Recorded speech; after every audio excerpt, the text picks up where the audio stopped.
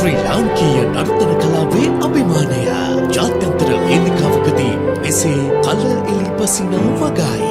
Dubai රාජ්‍යයේ ශ්‍රී ලාංකික නර්තන ශිල්පිනී අචලා දිලුක්ෂි